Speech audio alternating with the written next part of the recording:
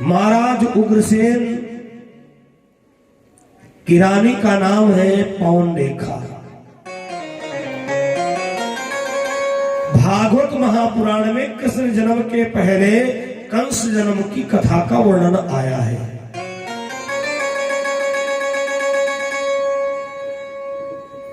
संजोग से इनको जीवन में संतान नहीं प्राप्त हुई और धीरे धीरे चौथेपन का आगमन होने को था। धन्य है महाराज उग्रसेन जिन्होंने आज तक रानी पौंडरेखा के मुखमंडल पर उदासी नहीं देखना चाहा है। जब भी इनको उदास देखते थे कोई ना कोई बहाने से घूमने के लिए भेज देते थे। जाओ रानी पौंडरेखा बहुत दिनों से घूमने के लिए नहीं गई, वो घुमाओ जाकर के। उस रोज रानी पौंडरेखा दासियों को लेकर घूमने के लिए गई और बंधुओं उस जंगल में एक द्रुमलिक नाम का राक्षस रहता था। राक्षस लोग बड़े मायावी हुआ करते हैं, जिनका स्वभाव ही हो पर स्त्रियों को कुदृष्टि देखना, उन्हें वेद शास्त्र जो है ना उसी श्रेणी में गिनते हैं।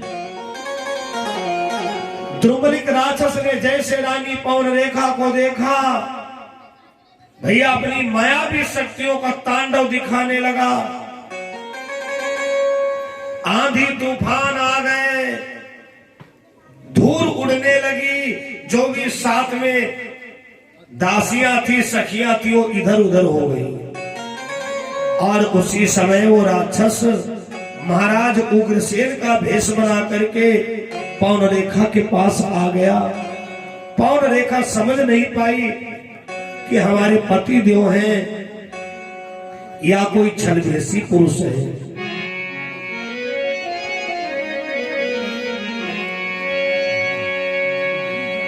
बोला ए प्रिय रुदन मत कर,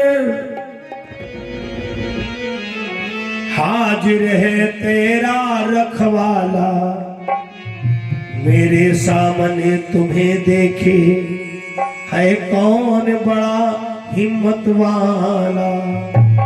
अरे रानी पौंडरेखा तुम तो ऐसे परेशान हो जैसे कोई तुमको यहां से जबरन उठा ले जाए, तुम्हारे ऊपर कोई आंच आ जाए। पौंडरेखा समझ नहीं पाई और वो राक्षस रानी पौंडरेखा के सतीत्व को नष्ट कर दिया और अंत में ठहाका मार के हंसा। पौंडरेखा तुम तो अपने को पतिव्रता कहती थी, तुम तो अपने को सती कहती थी। अरे तुम्हारी जैसी ना जाने कितनी सतियों का मैंने सतीत्व डिगाया है। रानी पौंडरेखा ने कहा रे नीच, अगर मेरा सतीत्व ना डिगाया होता तो मैं तुमको जला करके भस्म कर देती। द्रुमलिक राक्षस ने कहा ए रानी पौंडरेखा तू एक बात क्यों भूल रही है? महाराज उग्रसेन के द्वारा अरे इस जीवन में तो बहुत बड़ी बात 7 जन्म तक तुम्हें संतान ना मिलती। जो मेरा वीर पुत्र होगा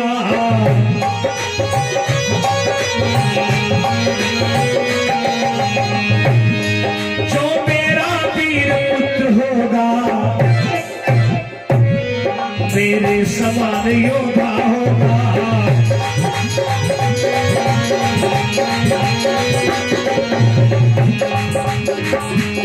साधारण नर की बात है क्या,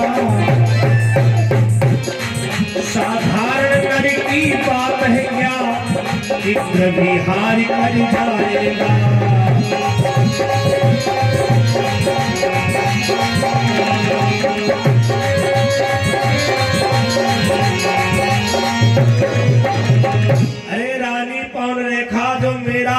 पुत्र होगा, मेरे समान योद्धा होगा।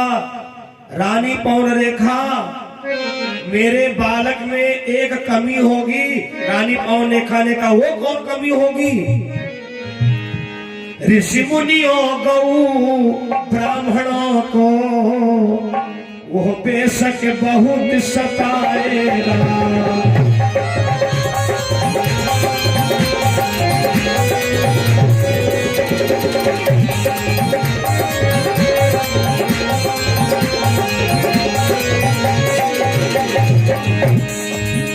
ऋषि मुनियों गौ ब्राह्मणों को वो बेशक बहुत सताएगा, पर याद रहे वो परब्रह्म के हाथों मारा जाएगा।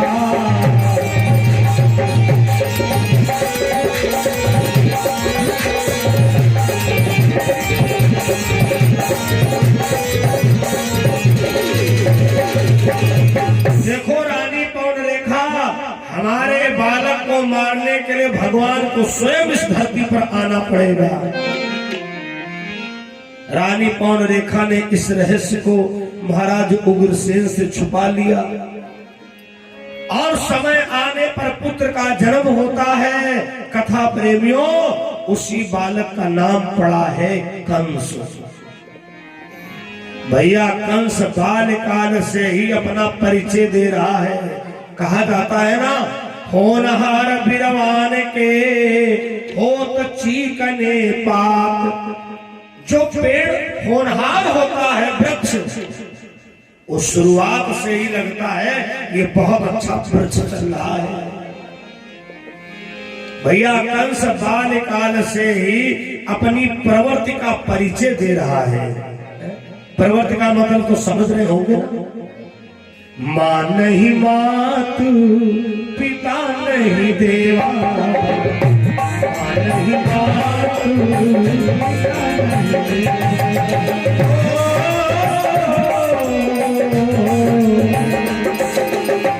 साधु सन कर वही सेवा।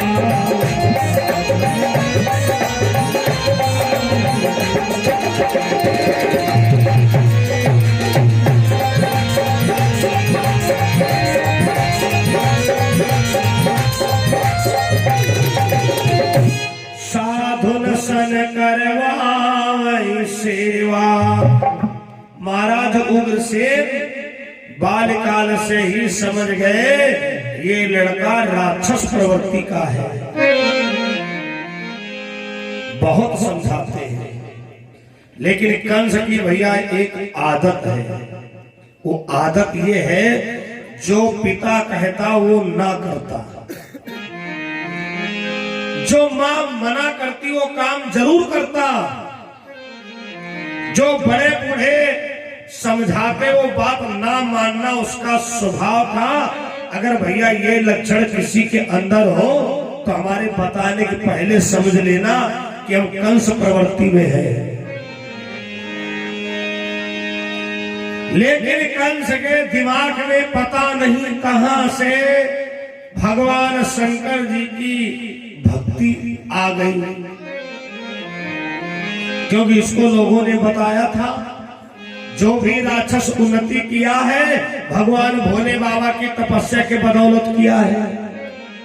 भैया इसने सोचा कि भगवान महादेव जैसे देवता को प्रसन्न करने में कितना टाइम लगेगा, एक लोटा जल चढ़ाओ, बेलपत्र चढ़ाओ, बाबा प्रसन्न। छोटी सी उम्र में कंस ने भगवान भोले बाबा की तपस्या शुरू कर दिया। बड़ा सरल मंत्र जो छोटा बच्चा भी कह सकता है, ओम नमः शिवाय। इतनी कठिन तपस्या किया कंस ने, भोजन छोड़ दिया, पानी छोड़ दिया। आखिर उसके सामने अरे प्रगटे शिव भगवान, बोले बेटा मांग ले जी चाहा वरदान।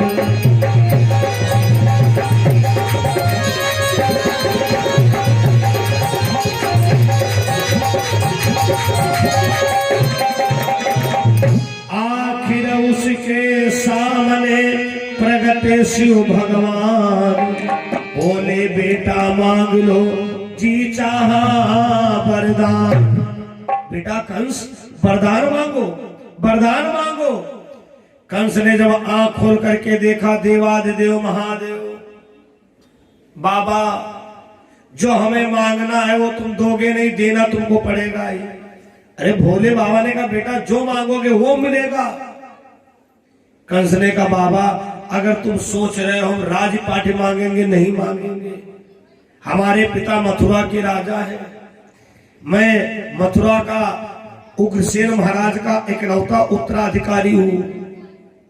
अगर आप ये सोच रहे हो कि मान सम्मान मांगू, अरे बाबा मान सम्मान की भी कोई कमी नहीं है, लेकिन एक चीज की इच्छा है बाबा कि धरती पर हमसे कोई जीत ना पाए। भगवान भोले बाबा ने कहा तथास्तु। और कुछ बेटा चाहिए? कहा ना। भगवान भोले बाबा ने कहा इतना तुमने बड़ा वरदान मांगा है तो इसकी सुरक्षा के लिए एक चीज हम तुमको दे रहे हैं। कहा क्या? भोले बाबा ने कहा 18 ताड़ का धनुष। कंस ने कहा बाबा इसको क्या करूंगा? भोले बाबा ने कहा बेटा इसको मंदिर में रख देना, जिस दिन ये धनुहा टूटेगा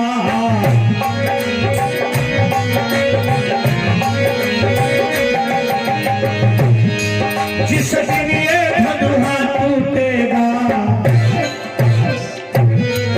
उस दिन ही मारा जाएगा।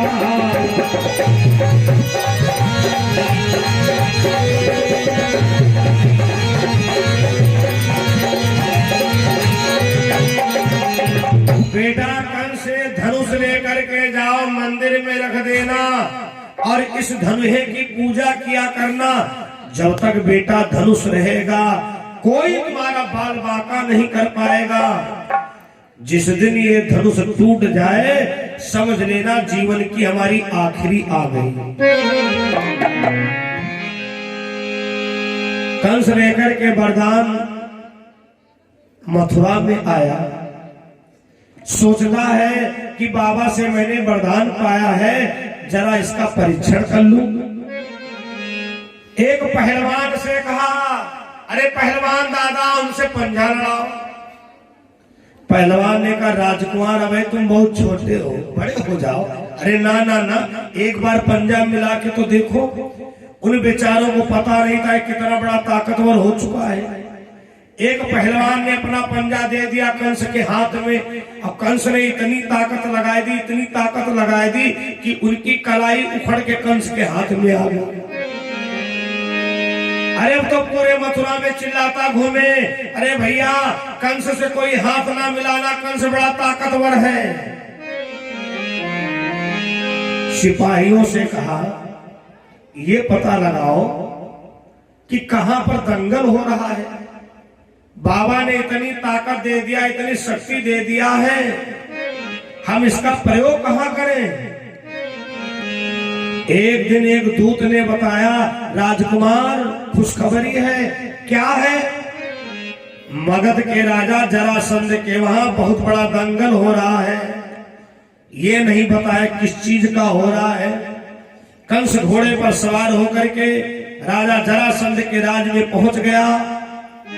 अब जरासंध के वहां कैसा दंगल हो रहा है विस्तार से समझ लो। राजा महाराजाओं में शादी की कुछ पद्धतियां थी। प्रणयंबर, स्वयंवर और गंधर्व विवाह। दरअसल में आजकल जो शादियां होती हैं लड़का लड़की का जोड़ है, बना बंत बन रहा है, लेकिन शादी नहीं हो सकती। क्यों?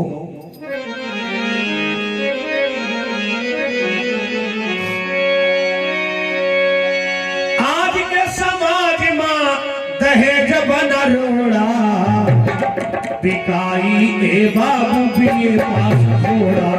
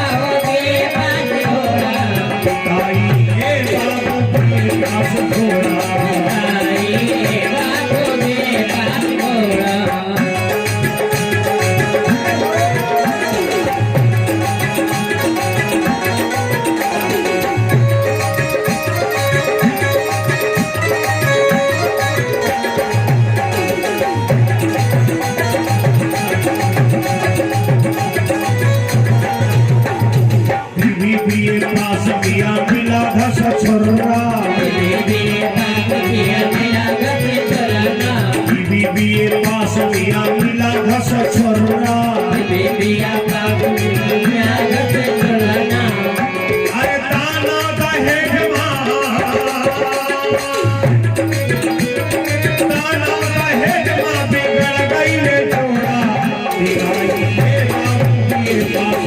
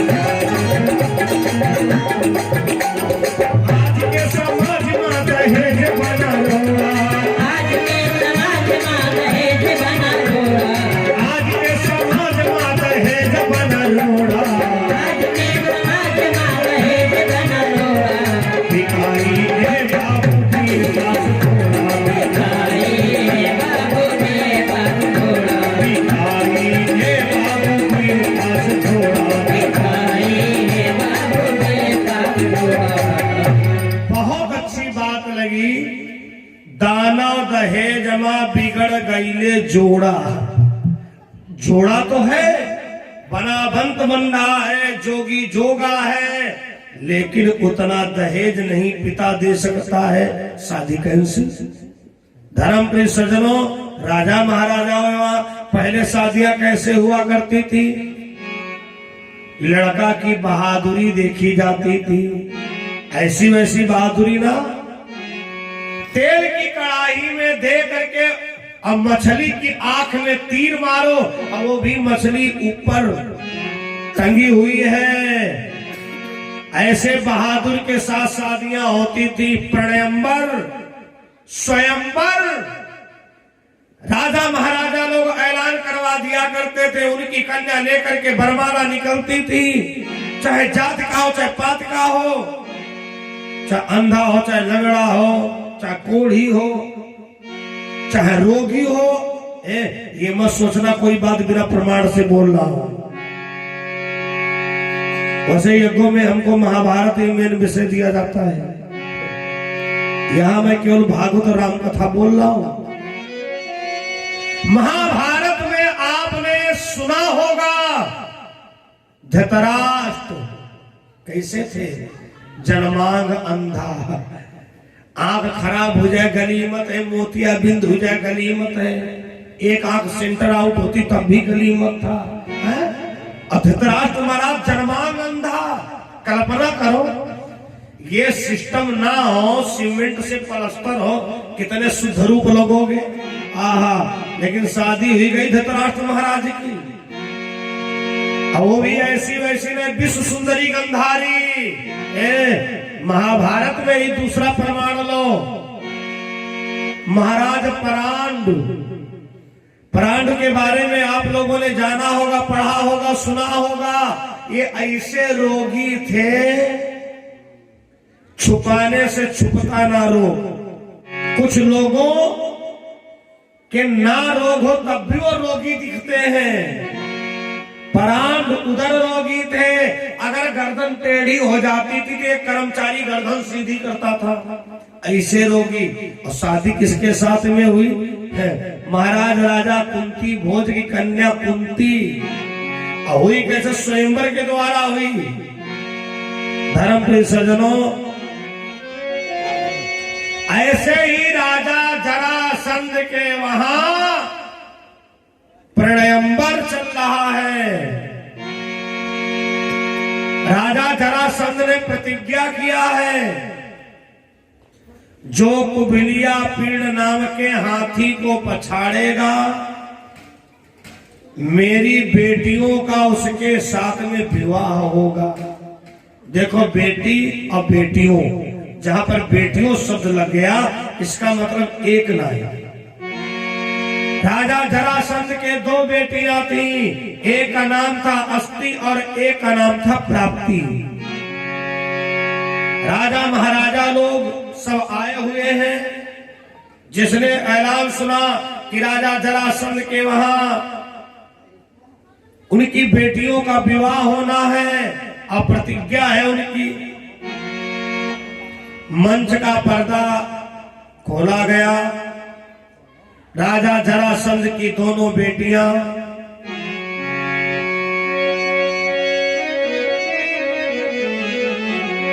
लिए हुई थी हाथ में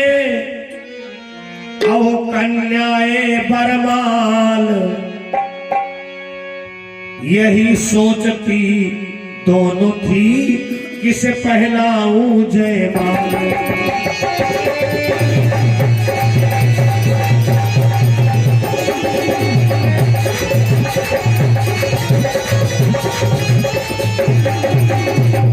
लिए हुई थी दोनों बरमाल।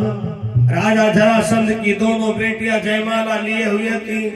किसको माला पहनाऊं? बंदी जन ने ऐलान किया। हेलो हेलो हेलो, कान खोल के सुन लो। तुम्हारी फोटो खींचने के लिए नहीं बुलाया गया है, ना तुमको मेहमानी के लिए बुलाया गया है। सामने देखो, महाराज राजा जरासंध की दो बेटियां हैं, लिए हुए जयमाला खड़ी हैं। जो कुबलिया पीड़ नाम के हाथी को पछाड़ेगा उसका इन दोनों कन्याओं के साथ में विवाह होगा। कभी कभी आप लोगों ने ट्रक पर लिखा देखा होगा, जिनको जल्दी थी वो चले गए। पढ़ा होगा, जिनको जल्दी थी वो चले गए। तो जब ऐलान हुआ तो ना जाने कितने उठ के खड़े हो गए। महाराज महाराज, पहले हमको अवसर प्रदान करिए। जरासंध ने कहा चिंता ना करो, बारी बारी से सबको मौका मिलेगा। अरे उसने कहा महाराज हाथी को पछाड़ना कौन बड़ी बात है? तो महाराज ने कहा अगर नहीं मानते तो फिर मारो छलांग। जैसे वो छलांग लगाए और दंगल में पहुंचे और भैया हाथी छोड़ा गया। वो हाथी कैसा था? इंसान को देख करके काल रूप धारण करने वाला। दौड़ पड़ा, इतनी जोर से दौड़ा कि उनकी बुद्धि न काम की, करे तो क्या करे। हाथी ने उनको सूंड में लपेटा, द्विपटका लगाए और फेंक दिया जैसे गेंद छक्का मारो दूर गिरे जाए। अरे थर थर थर थर कांपे। हाय जरासंध तेरा सत्यानाश हो, ये तो हाथी पागल है। जब एक आय की गिरा तो 10 बैठ गए। कहने का मारेगा ना, पागल हो क्या? ये देखो पागल हाथी है। शाम हो गई। राजा जरासंध के चेहरे पर उदासी छा गई। मंच पे खड़े होकर के जरासंध ने कहा, बलवानों, हमने बड़ी उम्मीद के साथ में प्रतिज्ञा किया था, लेकिन अफसोस के साथ कहना पड़ रहा है कि प्रतिज्ञा पूरी नहीं हो पाएगी। और अपनी बेटियों से कहा, बेटी हम क्षत्रिय हैं, हठता बस सठता नहीं। बेटी अब तुम जिंदगी में विवाह नहीं कर सकती हो, क्योंकि हम राजा महाराजाओं के वहां एक बार प्रतिज्ञा होती है।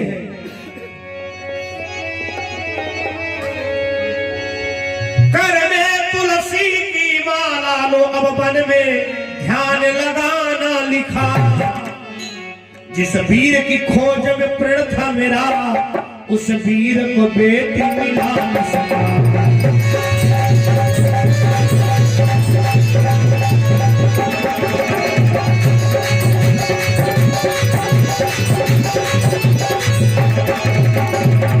कर में तुलसी की माला लो। रोने लगा जरासंध। कर में तुलसी की माला लो, अब वन में ध्यान लगाना लिखा।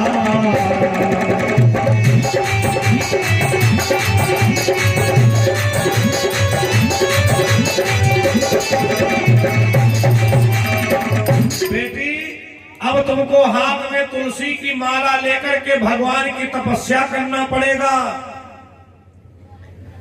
कंस इन शब्दों को ऐसे सुन रहा है जैसे किसी के कलेजे में बल्लम भोंका जाए। महाराज की बुद्धि खराब है क्या? इनको पता नहीं है कि उग्रसेन का राजकुमार कंस यहां पर मौजूद है।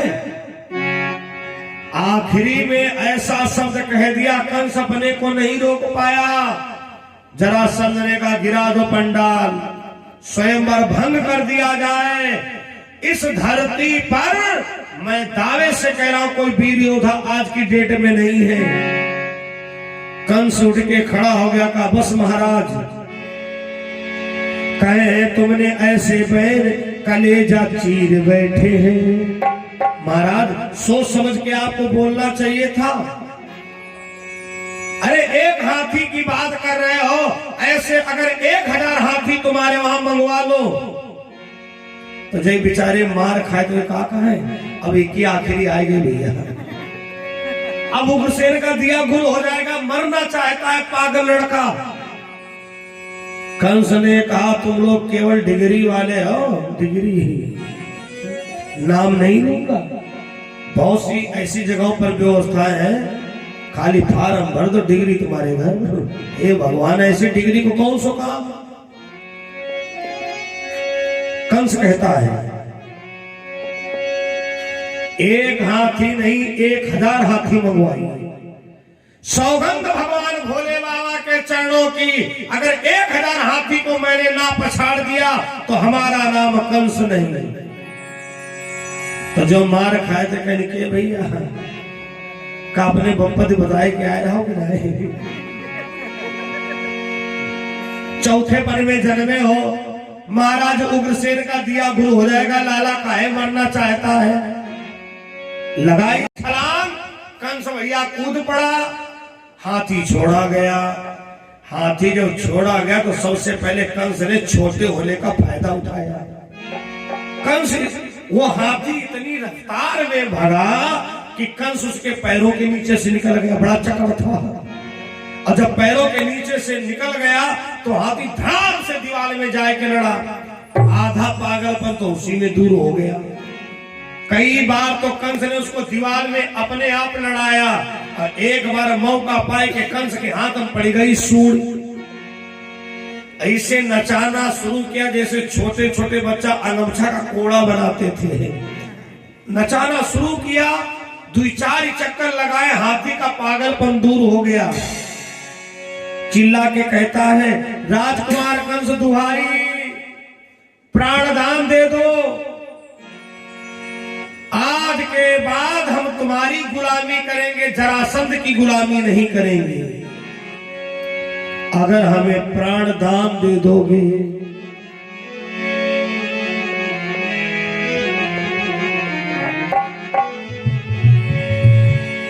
मैं तुम्हें दगा न दूंगा, मेरा एतिबारी करेगा।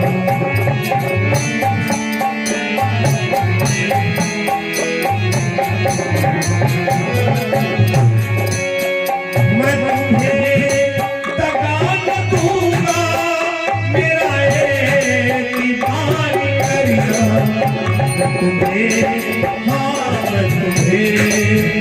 मैं तुम्हें दगा न दूंगा, मेरा एतिबारी करेगा।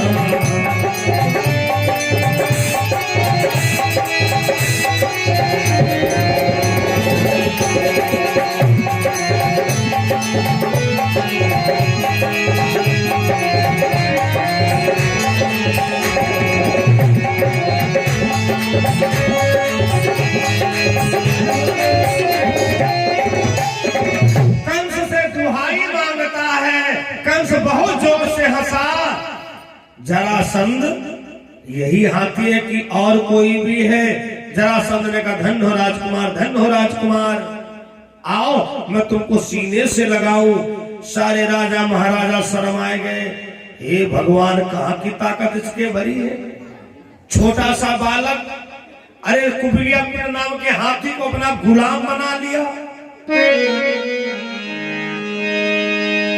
जरासंध की बेटियां अरे लिए हुए जयमाल, आके कंस के गले में पहनाई बरमाल।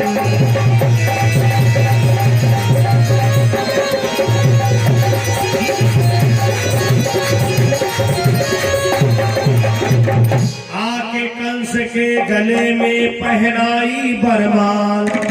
दोनों ने आकर के बरमाला पहना दिया। कंस ने माला को तोड़ के फेंक दिया। जरासंध ने कहा, बेटा ये जयमाला पहनने के लिए कितने राजा महाराजा लोग आए हुए थे, तुमने तोड़ के फेंक दिया। कंस ने कहा, महाराज मैंने केवल कुबिलिया पेड़ नाम के हाथी को पछाड़ने का सवाल किया था। शादी तो हमारे पिताजी जहां चाहेंगे वहां होगी। राजा जरासंध ने कहा, वाह ये तो बहुत अच्छी बात है। राजकुमार तुम योद्धा तो हो, लेकिन बेटा बड़े संस्कारिक हो। उन्हें क्या पता कितना बड़ा संस्कारिक है। राजा जरासंध मथुरा आया और राजा उग्रसेन से कहा, महाराज हमारा नाम जरासंध है। उग्रसेन ने अपने बराबर में बैठा ला। जरासंध ने कहा, महाराज भगवान ना करे दुनिया में किसी की लड़की हो। उग्रसेन ने कहा, भैया ऐसा क्यों बोलते हो? अगर लड़कियां नहीं होंगी तो लड़कों का विवाह कैसे होगा? अरे महाराज यही तो बात है। कहने की केवल बात है लड़की लड़का एक समान, लेकिन महाराज जिसके घर सर्प बसेरा हो और छप्पर से टपकता पानी हो,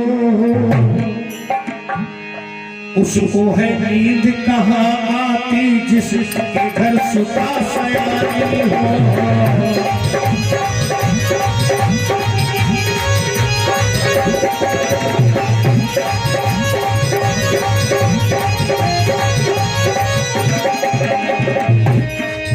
जिसके घर सर्प बसेरा हो,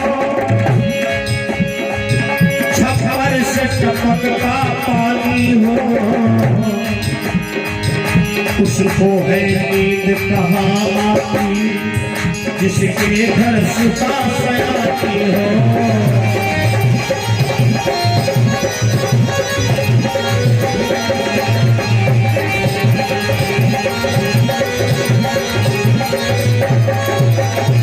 महाराज जिसके घर में सर्प रहता हो और उस व्यक्ति से कह दिया जाए तुम उस कमरे में सो जाओ, नींद नहीं आएगी। जिसके घर कन्या विवाह के योग्य हो चुकी हो और घर में उतना धन ना हो, उस माँ बाप को नींद नहीं आती है। उग्रसेन ने कहा, तुम कहना क्या चाहते हो? जरासंध ने कहा, महाराज क्या बताएं, हमारे दो बेटियां हैं, एक का नाम है अस्ति और एक का नाम है प्राप्ति। मैंने प्रतिज्ञा किया था जो कुबिलिया पेड़ नाम के हाथी को पछाड़ेगा मेरी बेटियों का विवाह उसके साथ में होगा। आपके राजकुमार कंस ने हाथी को पछाड़ दिया, मेरी बेटियों ने जयमाला पहना दिया, लेकिन आप बड़े किस्मत वाले हो, आपके लड़के ने माला तोड़ के फेंक दिया।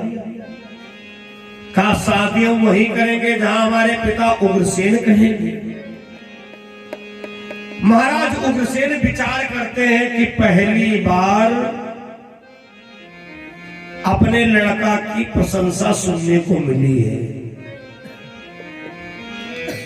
धर्म सज्जनों, महाराज राजा जरासंध ने निवेदन किया, उग्रसेन बारात लेकर के गए, विधि विधान के साथ में कंस का विवाह हुआ। एक नहीं दो दो लोगों के साथ में, एक का नाम है अस्ति और एक का नाम है प्राप्ति। जब शादी होकर के आए तो महाराज उग्रसेन की एक आदत थी, अगर कंस कहीं जाता था तो समझाते थे, बेटा अब सुधर जाओ, अब सुधर जाओ। तो दोनों बेटियां कहती हैं जो जरासंध की हैं, आनी कंस की रानियां, ये तुम्हारा बुढ़ा बाप रोज तुमको टोकता, एक दिन उठाई फटक दो। बेटियों, बहनों और बहुओं, अगर तुम्हारा ससुर तुम्हारे आदमी को डांट रहा है तो उसमें तुम्हारी भलाई है, तुमको नहीं हस्तक्षेप करना चाहिए। और जो करती है आगे चल के उनको रोना पड़ता है, बिगड़ जाते हैं वो। भैया कंस के रोज कान भरा करती थी, एक दिन कंस की बुद्धि पलट गई, अब पलट के खड़ा हो गया। क्यों रे बुढ़े, जब देखो तो हमें तुम टोंक देते हो, जब देखो तब टोंक देते हो। मारा धक्का, फड़फड़ा के बेचारे गिर पड़े, छीन लिया मुकुट अपने मस्तक पर लगा लिया, कहा आज से मथुरा का राजा मैं हूं। और अपने पिता उग्रसेन को कंस ने जेल में डलवा दिया। पूरे मथुरा में ऐलान हो गया, अब मथुरा का राजा कंस है, हर चीज पर टैक्स लागू कर दिया।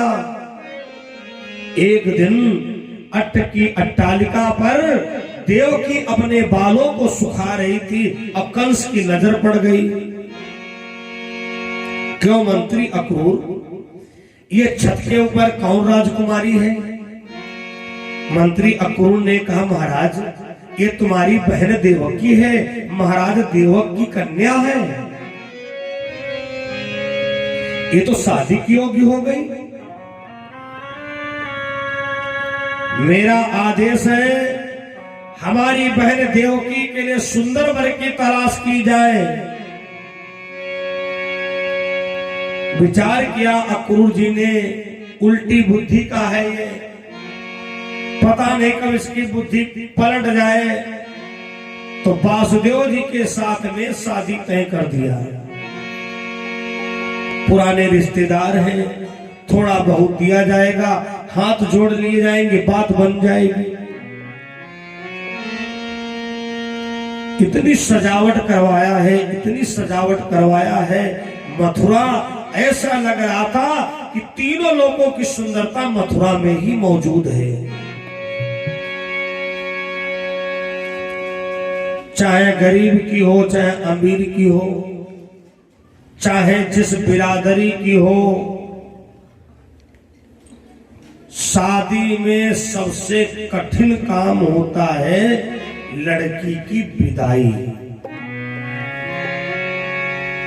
चाहे जितना कठोर माँ बाप हो, जिस समय लड़की की विदाई होती है पूरा घर शोकातुर हो जाता है, ऐसा लगता है कि घर से सब कुछ जा रहा हो।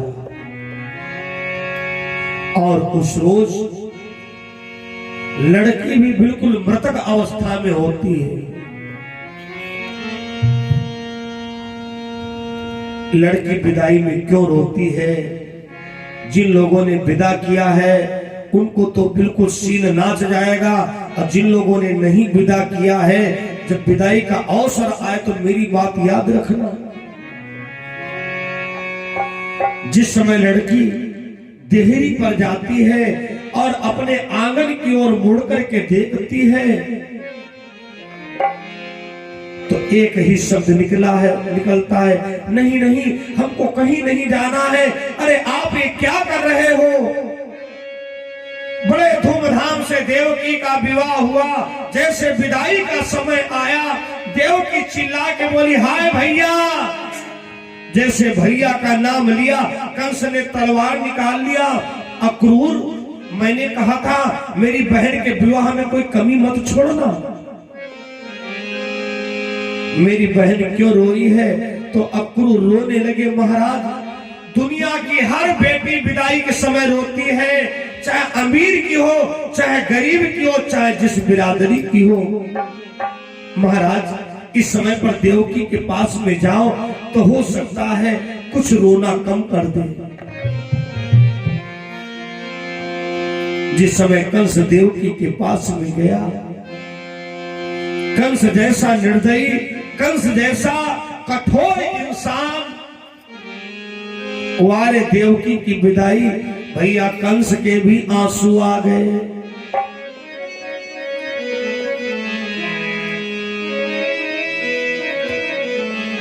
मैं गुड़िया तेरे आंगन की, मैं गुड़िया आंगन की, मैं गुड़िया,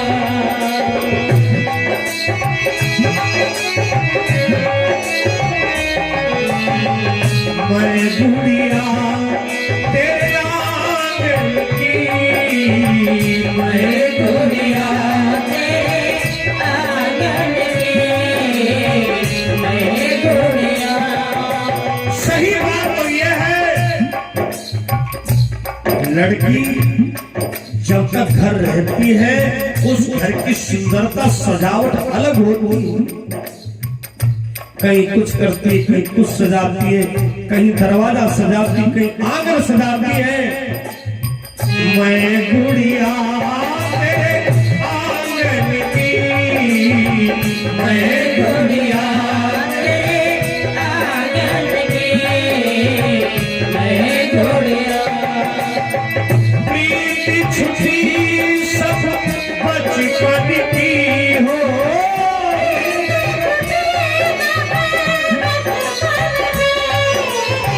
मैं गुड़िया तेरे आंगन की, मैं गुड़िया तेरे आंगन की, मैं गुड़िया। लड़की का बाप समझाता है, भाई समझाता है, अरे बेटी रो ना,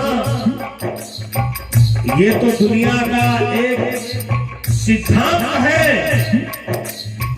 धरी धरोहर धरी धरा पे, कब तक धरा पे धरता, धरी धरोहर धरी धरा पे,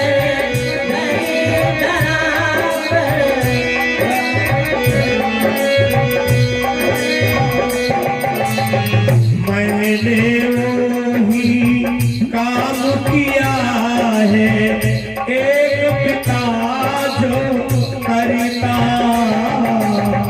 मैंने वही काम किया है एक पिता जो करता है। लेकिन लड़की को जब लड़की का भाई गोदी में लेकर के देहरी पर पहुंचता है,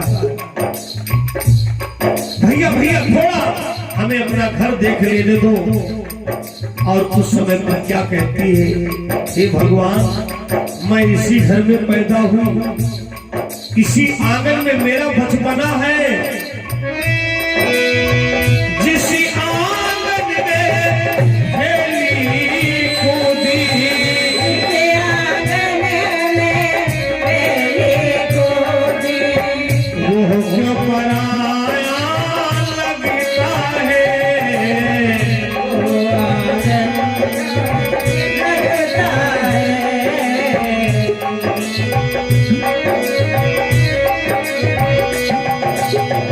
जिस आंगन में खेली कूदी, वो पराया लगता है, आंगन में खेली कूदी, वो पराया लगता है।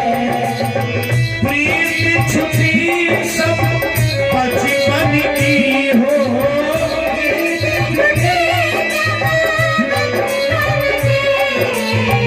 मैं गुड़िया तेरे आंगन की, मैं गुड़िया तेरे आंगन की, मैं गुड़िया। देवकी इतना रोई कि कंस ने कहा, बहन आज तुमको छोड़ने के लिए मैं स्वयं चलूंगा। सारथी से कहा आज हम अपनी बहन को स्वयं छोड़ने जा रहे हैं। छोड़ने के लिए जा रहा था, जंगल में एक आवाज आई, एक अंश जिस देवकी को तुम इतनी प्रसन्नता से भेजने के लिए जा रहे हो, इसी का 8वां लाल तुम्हारा काल बनकर के जन्मेगा। फिर दोबारा आकाशवाणी हुई, एक अंश इसी देवकी का 8वां लाल तुम्हारा काल बनकर के जन्मेगा। रोक दिया रथ, देवकी के बालों को पकड़ करके रथ के नीचे घसीटना शुरू किया। देवकी हमें नहीं पता था, वरना मैं तुझे बचपन में ही समाप्त कर देता। अच्छा बहन बताओ, कंस अपने काल को कैसे जिंदा छोड़ सकता है? देवकी ने कहा, भैया ऐसा तुम क्यों कर रहे हो? तुमको हमारी संतान से डर है? मैं वादा करती हूं, हमें बंदी बना लो, जेल में बंद कर दो, एक नहीं 8 बच्चे मैं तुमको भेंट कर दूंगी, और उसके बाद में हमको तुम छोड़ देना। कंस के बुद्धि में पड़ गया, वासुदेव और देवकी को बंदी बना दिया,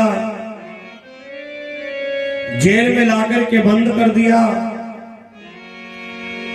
समय आने पर देवकी के प्रथम बच्चे का जन्म होता है। वासुदेव जी ने कहा, देवकी मैंने कंस से वादा किया था, लाओ कंस को पहला बालक दे आऊं। कौन मां होगी बच्चे को जन्म दे और उसका बच्चा उसके सामने मारा जाए? जिस समय वासुदेव लेकर के गए कंस के पास, महाराज ये देवकी का पहला बालक है, हम लोगों ने वादा किया था। कंस को दया आ गई, नहीं नहीं हमें तो 8वें से खतरा है, आप लेकर के आए हो, मेरी बहन से कह देना तुम्हारे भैया ने प्रथम बच्चे को वापस कर दिया। अब तो देवकी बड़ी प्रसन्न है, हमारा भैया बहुत अच्छा है, देखो हमारे पहले बच्चे को छोड़ दिया। उसी समय पर नारद जी का आगमन हो गया। नारायण नारायण, अरे कंस तू पागल हो गया क्या? देवकी के जो भी बच्चे पैदा हो उनका वध करते रहो, किसी बच्चे के मस्तक पर नहीं लिखा होगा कि वो तुम्हारा काल है। 8 दीपक जलाए, कमल के फूल में कहा बताओ इसमें कौन पहली पंखुड़ी है? कंस के दिमाग में भर दिया कि हमारा यही ठीक रहेगा कि देवकी के जो बच्चे पैदा हो उनका वध करता जाओ। मंगवा लिया, देवकी के प्रथम बच्चे को पटक करके समाप्त कर दिया। कथा प्रेमियों 6 बच्चे को मार चुका है वो। जब 7वां गर्भ आया तो भगवान ने योग माया के द्वारा रोहिणी के गर्भ में पहुंचा दिया। वही हुए हैं बलराम भगवान, बलाधिवक्रम। बोलो बलराम भगवान की। कंस को सूचना दी गई कि देवकी का 7वां गर्भ ही नष्ट हो गया। जब 8वां गर्भ आया देवकी का तो बहुत सख्त पहरे लगा दिए। जहां पर एक सिपाही वहां पर 2 सिपाही तैनात, जहां पर एक ताला पड़ा वहां पर डबल ताला पड़े हुए हैं। माता देवकी को सपना दिखाई देता है, जागो जागो मात देवकी, जागो मेरी मां, सवेरा हो गया है।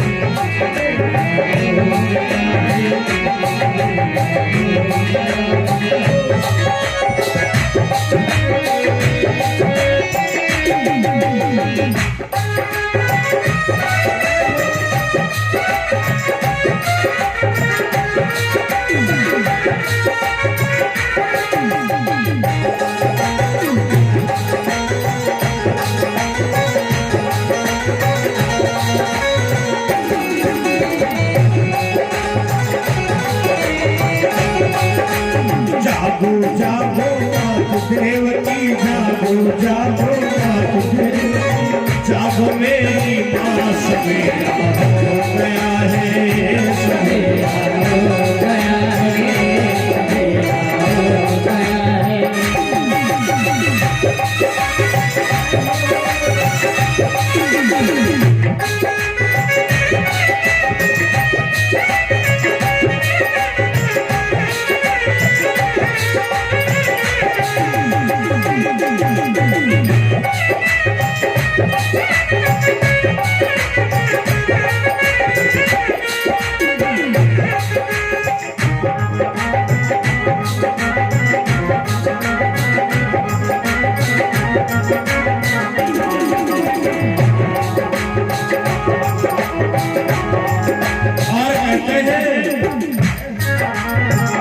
रोती कमैया मेरी, रोने के दिन ना तुम्हारे हैं, ना तुम्हारे हैं।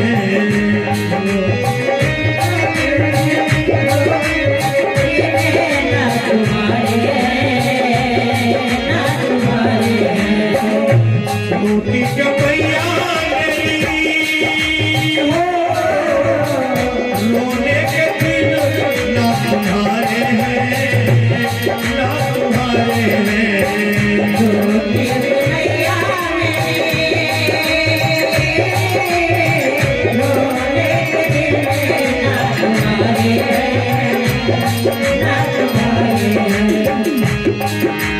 जैसे मारो छे भैयन को, जैसे मारो छे भैयन को, वैसे मारू माँ, सवेरा हो गया है, सवेरा हो गया, ओ सवेरा हो गया है, सवेरा हो गया है।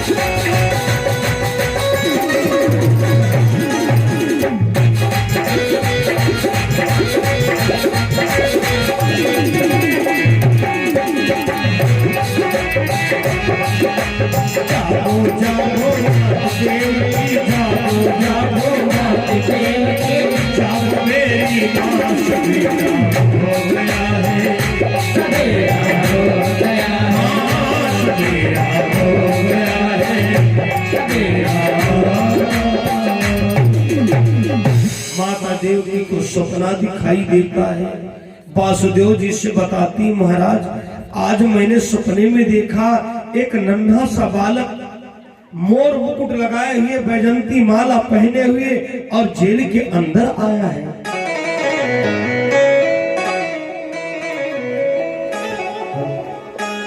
वासुदेव जी कहते हैं, देवकी बस उसी बालक के लिए तो हम भी जिंदा हैं।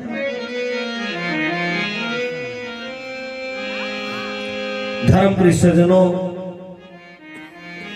जिस समय पर वो परमात्मा आया है, जिस परमात्मा के जन्म उत्सव का आज हम और आप लोगों में इतना उल्लास है, और हमारे श्याम सरकार का आज जन्म उत्सव जानते हो,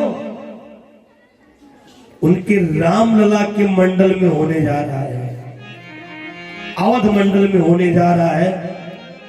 ये भी यूट्यूब चैनल पर एक बहुत बड़ी बात पहुंच रही है, जहां पर सिद्ध हो रहा है राम श्याम तो एक है, मूढ़ न जाने कोई, जही के मन जैसा रुचे तो वही सही कारज होए।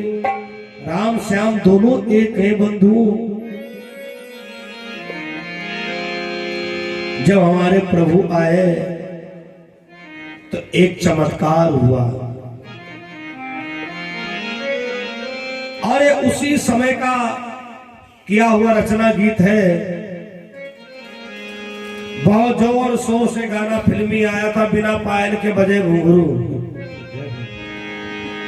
बिना पायल के बजे घुंघरू तो हम लोगों ने दिमाग लगाया कि यार बजते तो घुंघरू, ये पायल थोड़ी बजती है। पायल हो चाहे ना घुंघरू हाथ में छम छम बजेंगे। लेकिन जरा अपने पुराणों में हम लोग मंथन करके देखें कोई ऐसा चमत्कार नहीं हुआ है कि नहीं हुआ है, तो मिलानी करिएगा। उन लोगों ने गाया बिना पायल के बजे घुंघरू। इसके पहले वाली लाइन हम नहीं बोल सकते हैं क्योंकि भागवत मंच है। अगर जवाबी मंच होता तो बोल देते हैं, लेकिन ना ये कथा मंच है।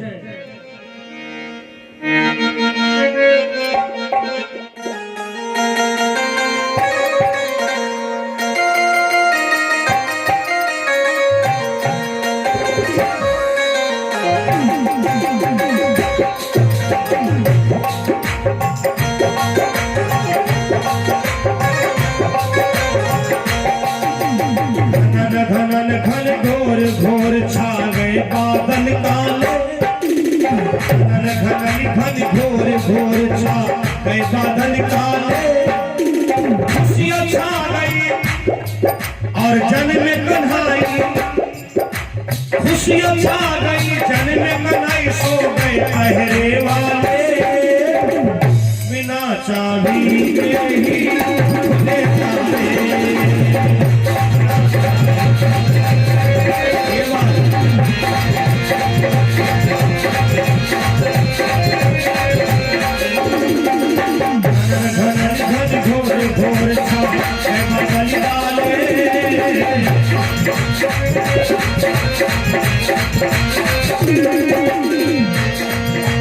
खुशियाँ छा गई जन में कन्हाई। सो गए पहरे वाले बिना चाबी के ही खुले ताले।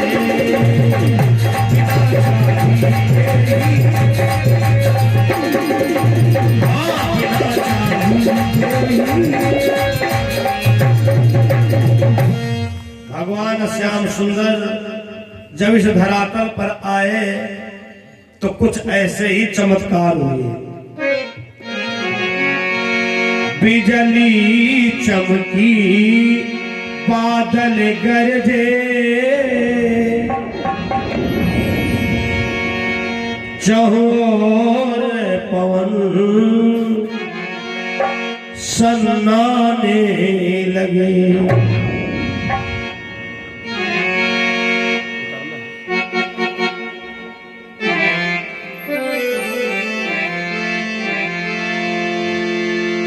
बिजली चमकी बादल गरजे, चहोर पवन सन्नाने लगे। रिमा झिमा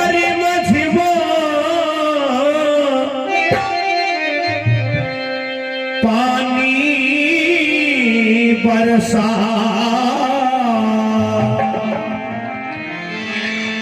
और चहोर पवन सन्नाने लगे। बादल गरज रहे हैं, हवाएं चल रही थी और समय कौन सा था? रात के 12 बजने वाले थे। भादव का महीना, तिथि अष्टमी थी, दिन बुधवार था, रोहिणी नक्षत्र लग चुका था। बिजली चमकी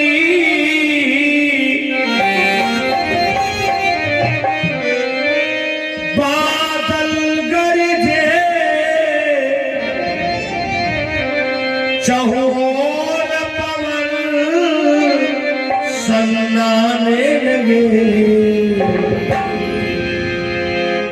जो देवकी के गर्भ में भगवान की माया थी वो नष्ट हो गई। जो भगवान की माया थी वो नष्ट हो गई और परमात्मा छोटे से बालक के रूप में अवतरित हो गया। बोलो बाके बिहारी लाल की। जेल के अंदर एक सूप आया। मैं बाबा जी का आह्वान करता हूं कि हमारे अवधेशानंद जी ने संकेत किया था कि ये वाला अधिकार महाराज जी को ही देना। यूट्यूब कैमरा बिल्कुल रेडी रखेंगे। धर्मपुर सज्जनों, जेल के अंदर एक सोने का सूप आया और आवाज आई, हे वासुदेव, इस बालक को लेकर के तुम नंद गांव जाओ। नंद बाबा के वहां लड़की का जन्म हुआ है, उसको ले आओ।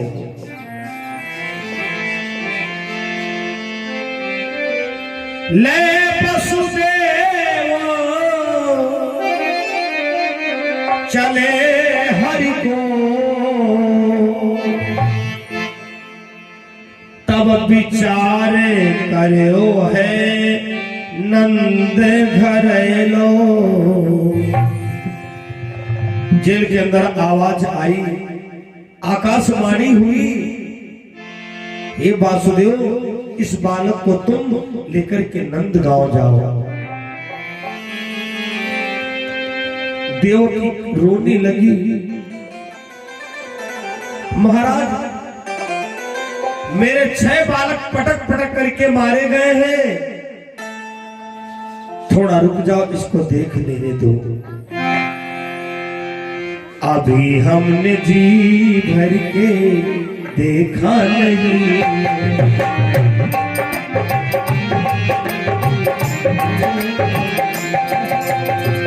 जरा देर ठहरो, जरा देर ठहरो, तमन्ना यही है, अभी हमने जी भर के देखा नहीं है।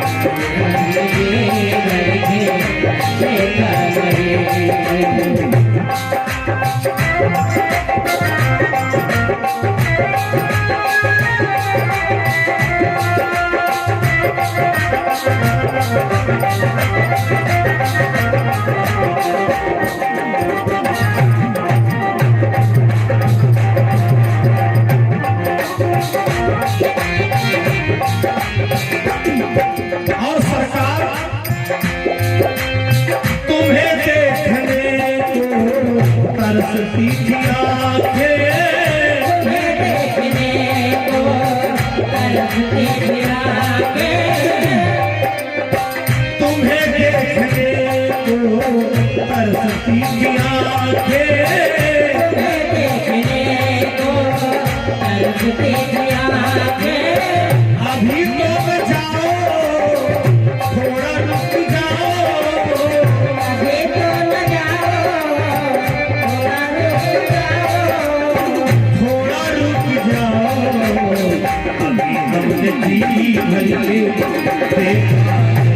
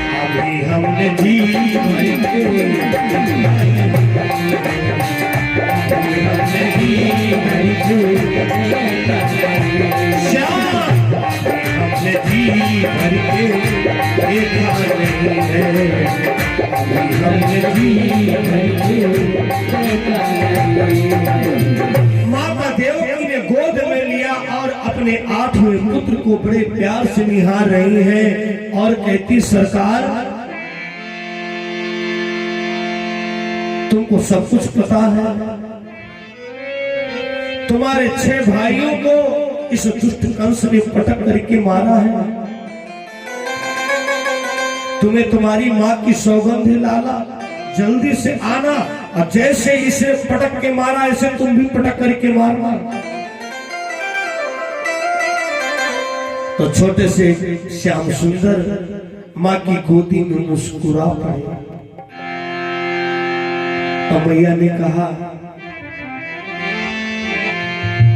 तेरे बाल बड़े घुंघराले काजल से कारे कारे और तेरी मधुर मधुर मुस्कानियां पे बलिहार प्यारे फूल, बलिहार प्यारे फूल।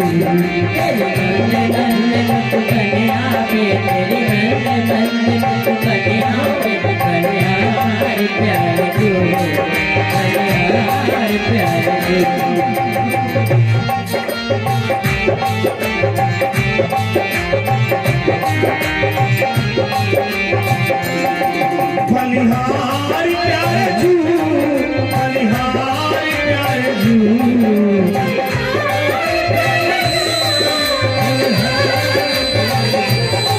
तेरी बंद बंद है तेरी बंद बंद मुस्कानियां पे बलिहार प्यारे झूल, बलिहार प्यारे झूल।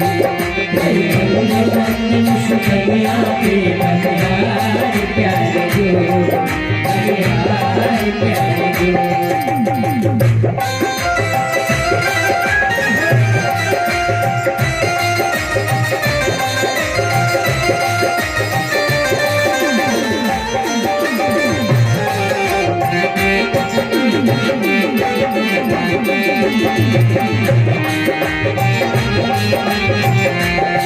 तेरे नैन अजब मतिवारे मत के वो कारे कारे।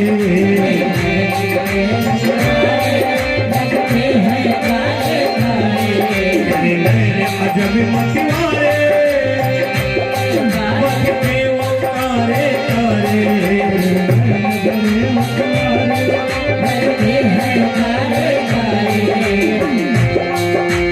तिरछी सी चितवनिया पे बलिहार प्यारे झूल, बलिहार प्यारे झूल। बलिहार प्यारे झूल, बलिहार प्यारे झूल।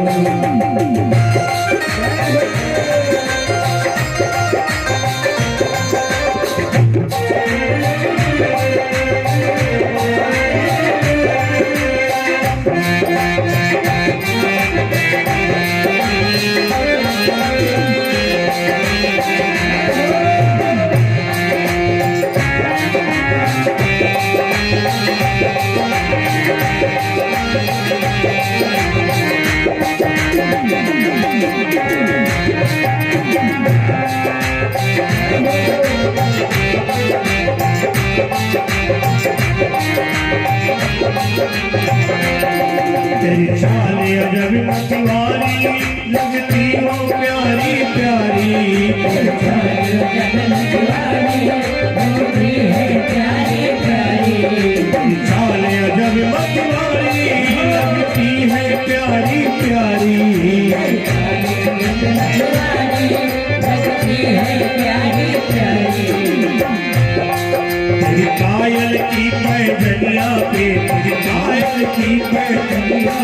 बलिहार प्यारे तू, बलिहार प्यारे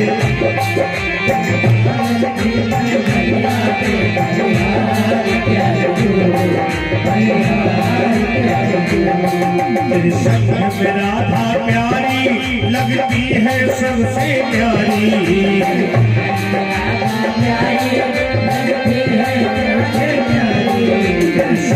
राधा प्यारी लगती है सबसे प्यारी,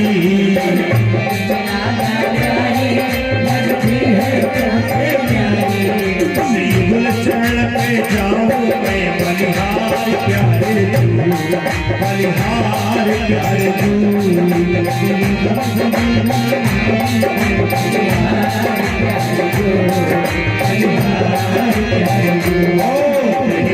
मधुर मुस्कैया पे तेरी मुस्कैया तू, बलिहार प्यारे तू, बलिहार प्यारे तू, तेरी मुस्कैया पे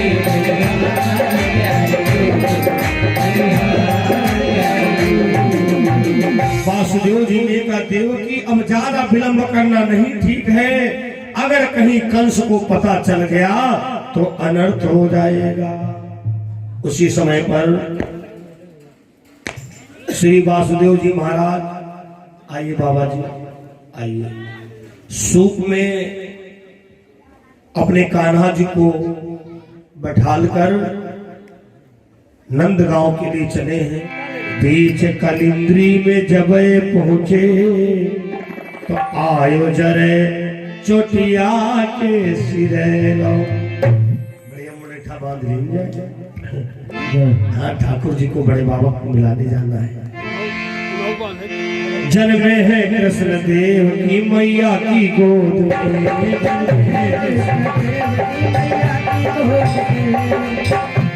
पल भर न रह पाए वो मैया की गोद में, कंसाक डर के मारे वसुदेव चल पड़े, पल भर न रह पाए वो मैया की गोद में, पल भर न रह पाए वो मैया की गोद में, पल भर न रह पाए वो मैया की गोद में, पल भर न रह पाए वो मैया की गोद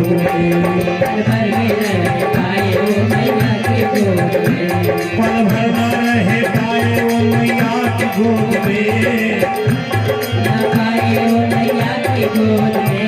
जन्मे है कृष्ण देव की मैया की गोद में,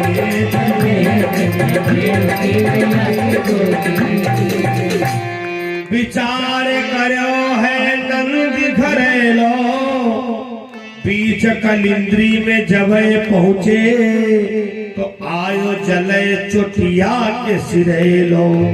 यमुना मैया उमड़ पड़ी भगवान के चरणों को धोने के लिए, भगवान ने सूख के बाहर अपना पैर निकाल दिया, यमुना मैया ने पैरों को धो लिया, छप छप करके कम पड़ गई। कथा प्रेमियों, नंद बाबा के वहां वासुदेव जी पहुंचे, वहां कन्या का जन्म हुआ था, कन्या को ले लेते हैं और अपने बालक को दे देते हैं। जब मथुरा आए तो पहले की तरीके से हथकड़ियां बेड़ियां पड़ गई, पहरेदार जग गए। कंस को सूचना मिली देवकी के 8वां लड़का न है, लड़की पैदा हुई। कन्या को मंगवाता, जैसे पटकना चाहा, कन्या हाथ से छूट गई।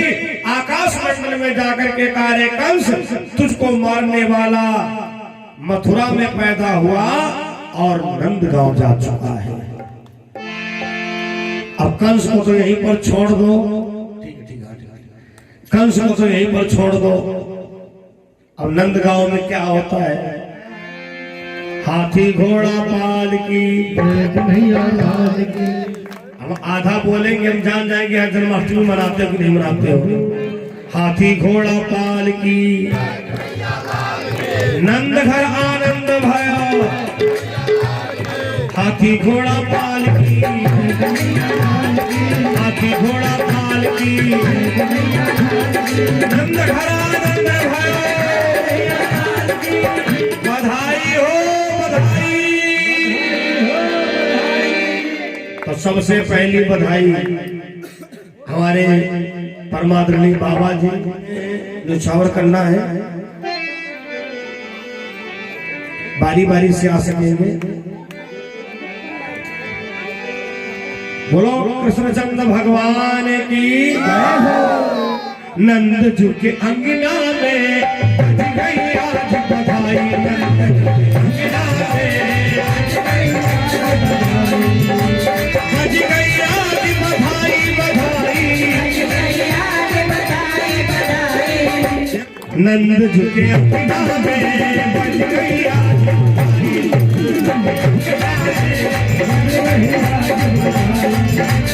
बज गई आज बधाई बधाई, बज गई आज बधाई। कैच करने के लिए तैयार है ना?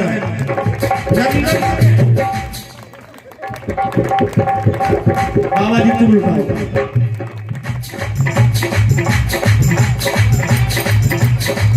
नंद झुके अंगना में बज गई आज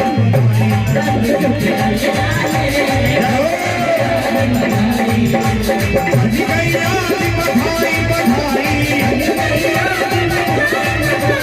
बज गई आज बधाई। नंद झुके अंगना में बज गई आज बधाई। ठीक है, आज इस अवध को वृंदावन बनाना है। कोई किसी को देखे ना, खाली कान्हा जी को देखो। जब तक दूसरों को देखोगे तब तक रहेगी शर्म। नंद झुके नंद झुके नंद झुके बज गई आज बधाई,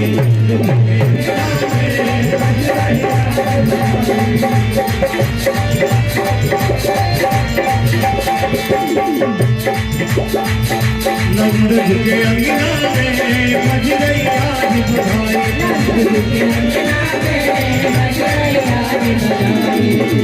चमत्कार सा हो गया भक्तों ऐसी बात निराली,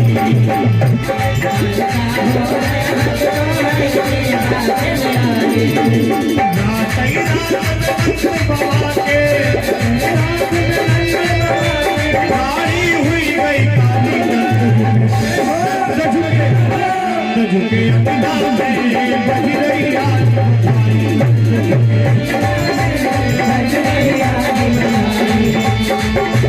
तेरी गोद जायो लाल भाई, तेरी मैया तेरी गोद जायो लाल भाई, तेरी मैया बधाई तेरी मैया, तेरी मैया बधाई। देखो कम से कम एक फुट तो उछलने चाहिए। लग नहीं रहा है कि यदुवंश में कथा हो रही है। तेरी गोद में जायो लाल भाई, तेरी गोद में जायो लाल भाई, तेरी मैया बधाई तेरी मैया, तेरी मैया कि झूले झूले झूले बना के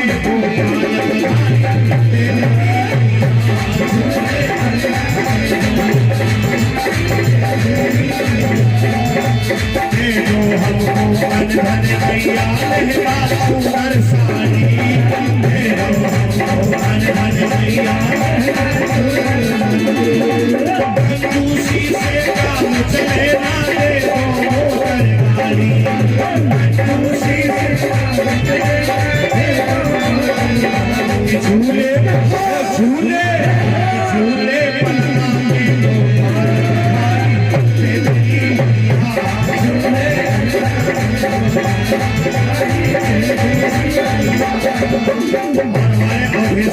के द्वारा कान्हा जी के जन्मोत्सव में अंग वस्त्र भेंट किया है।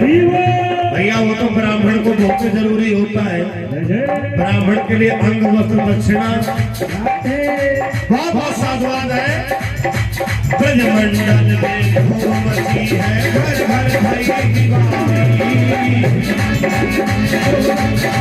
घर घर भई